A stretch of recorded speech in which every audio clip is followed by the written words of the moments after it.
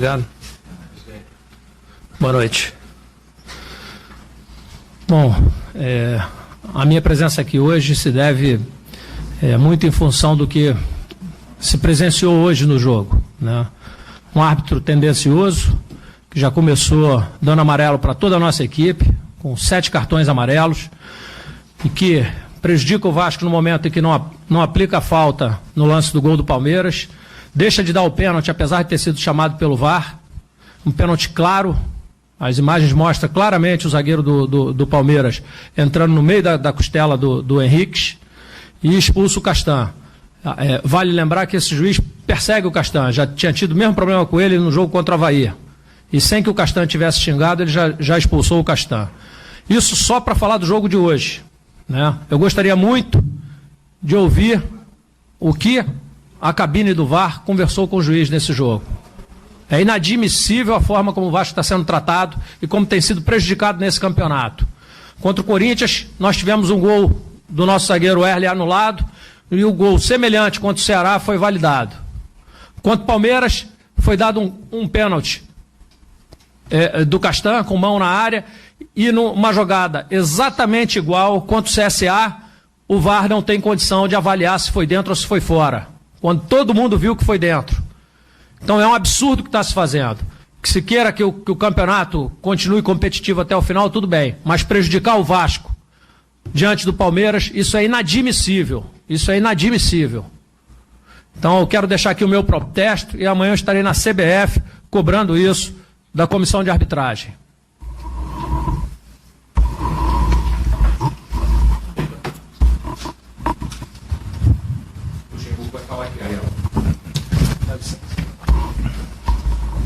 Pode? Vamos lá. Vanderlei, boa noite. Queria que você fizesse a análise que normalmente você faz da atuação do Vasco em relação a essa partida. E queria saber de você se fica a preocupação por ser esse o 4º jogo sem vitória, independentemente da atuação da arbitragem, você fica à vontade se você quiser falar.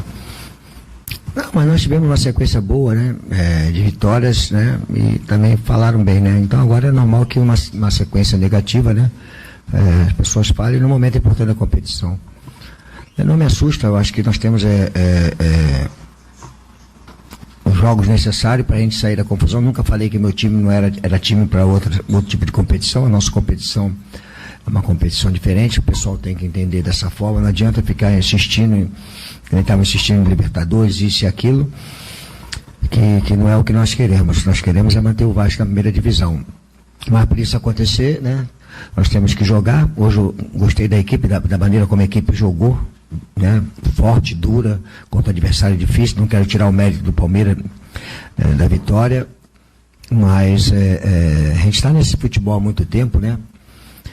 Os lances que o Vasco tem sido prejudicado são lances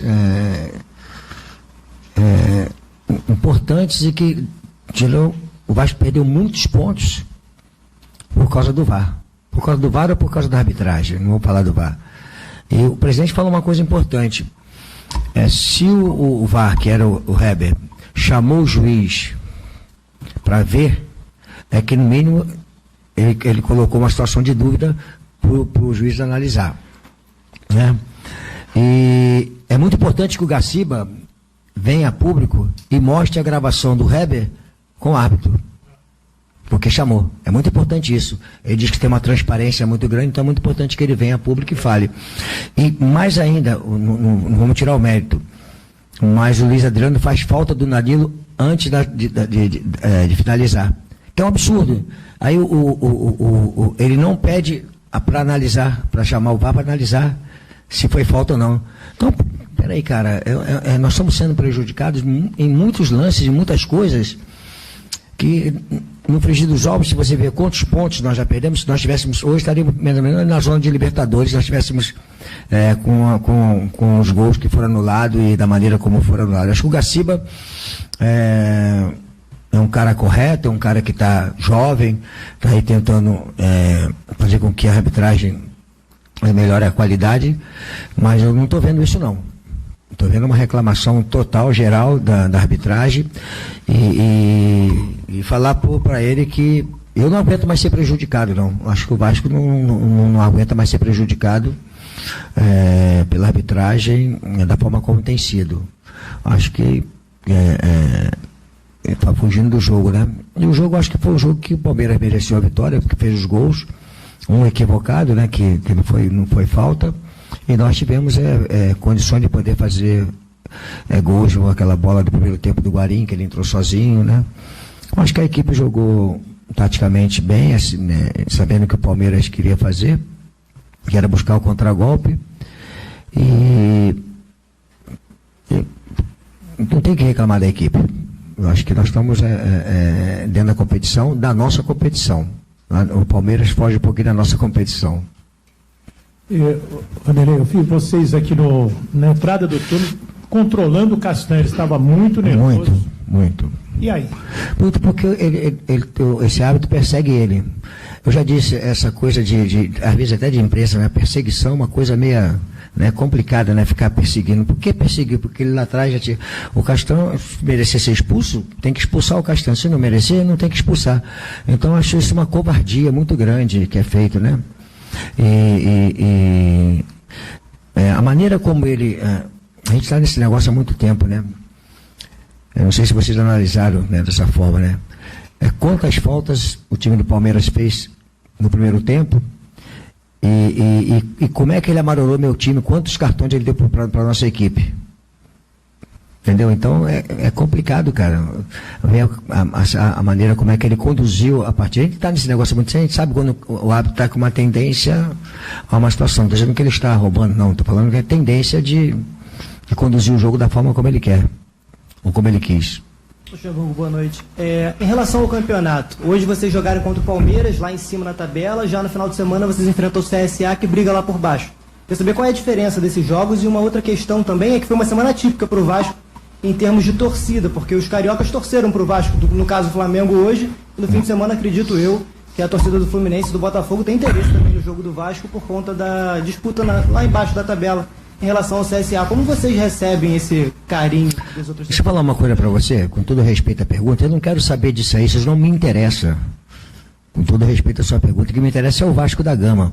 Se vai beneficiar, se vai ajudar, se vai isso, se vai outra equipe, é problema do campeonato, não tenho nada a ver com isso. Eu tenho que responder do Vasco da Gama. Então, o Vasco da Gama precisa de somar pontos para poder sair da confusão. Então, eu respeito a tua pergunta, mas eu não tenho que falar de outras equipes que vão torcer ou que não vão torcer, esse é problema deles. O meu problema é eu ganhar os jogos e fazer os pontos necessários.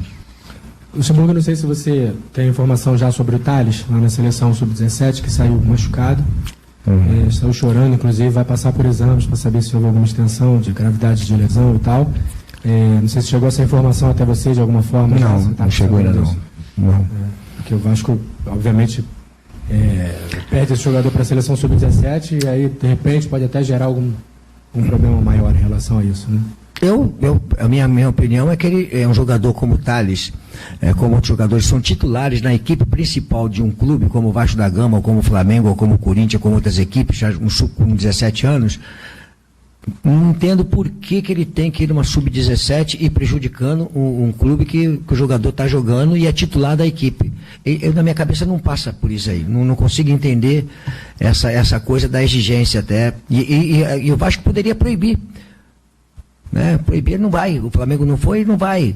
Porque é um jogador de 17 anos que é titular da equipe. Não é um jogador que vem de vez em quando dos juniores, eu coloquei ele como titular e fazendo a diferença dentro dos jogos. Então eu acho que a ida dele, a falta de sensibilidade, né, do pessoal da CBF, no sentido de levar um jogador que é titular numa equipe como a do Vasco da Gama e que está desenvolvendo com o trabalho, está desenvolvendo, está crescendo, não sei. Não sei o que pode acontecer, o que aconteceu, uma lesão, uma perda, uma reserva, o jogador chegar com a cabeça totalmente complicada. O que vai mudar na carreira dele na sub-17 para frente até chegar lá na frente? Lá. Não sei o que vai mudar. Boa noite, Vanderlei. Queria que você falasse se já conseguiu detectar alguma relação porque o Vasco não está conseguindo ganhar em casa. Teve essa derrota hoje, teve a derrota para o Grêmio, teve para o Santos também. São jogos diferentes, são atuações diferentes. Mas você consegue ver, assim, tem alguma relação? Está tendo alguma dificuldade de jogar aqui? Ou esses resultados são independentes, não dá para analisar de uma forma geral. Cara, nós perdemos para o Santos, que é uma grande equipe, para o Palmeiras, que é uma grande equipe. O Bahia não só ganhou da gente, ganhou de muitas outras equipes fora de casa, né? Eu acho que a maneira de nós jogarmos aqui, por obrigação, nós jogamos diferente daquilo que nós estávamos acostumados a jogar. Nós éramos mais reativos e estamos tendo que sair um pouco mais para exposição, então ficamos um pouquinho mais vulnerável.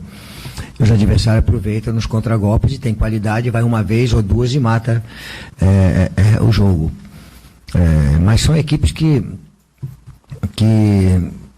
é um campeonato para eles, tanto é que o Palmeiras é o segundo colocado e o Santos é o terceiro colocado, né? Então, e o Bahia está fazendo um bom campeonato, então são derrotas que podem acontecer. Luxemburgo, tudo bem? Boa noite. Eu queria que você falasse o que você achou da atuação do Bruno César hoje, que foi uma opção sua nesse meio campo do Vasco, e se contra o CSA você vai manter essa ideia de povoar um pouco mais o meio campo, ou se você pode voltar? Vamos deixar voltar amanhã, recuperação dos jogadores, né? E pensar no jogo contra o CSA com calma. A estratégia se você perceber, nós tivemos alguns lances bons. O Guarim, aquilo que eu falei, que o Guarim ia entrar, ele entrou sozinho, o Raul entrou algumas vezes sozinho, foi metida de bola para o Marrone, metida de bola para o Rossi. Nós tivemos possibilidades, tá? Então não vejo bem. E em seguida, se você perceber também, eu faço uma mexida sem trocar jogador. O que eu faço? Como o lado esquerdo estava com o Guarim e tinha muita jogada ali, eu trouxe o Bruno César para o lado esquerdo, trouxe o Marrone para dentro, porque o Guarim conseguia jogar com o Bruno César ali e a gente conseguiu algumas situações ali. Então eu mexi com a equipe já sem trocar jogadores no primeiro tempo. Eu não vi a derrota do Vasco passando pela escalação, por essa coisa, eu não vi. Não foi dessa forma que eu vi. Vanderlei, você falou que, é claro, né, a preparação para o jogo com o CSA começa amanhã, até a partida de domingo lá em Maceió, mas você tinha falado depois do jogo com o Fluminense, que tinha pensado até em poupar o Guarim pela questão física, a sequência que ele vinha atuando. Ele vai viajar para Maceió? Você ainda não decidiu? Vai. Jogar 45 minutos contra o Fluminense, né, que eu tirei no intervalo, eu deveria ter começado ao contrário com ele na reserva, botar ele no segundo tempo. Ele refrescou e hoje ele ficou até o final. E a frequência dele no jogo, né, ele caiu faltando uns 10, 15 minutos, aí é normal que ele tenha caído na parte física, mas ele teve uma frequência física muito boa. Então tem tempo para descansar, para recuperar. Vai viajar com a gente, sim. Ok? Beleza? Obrigado.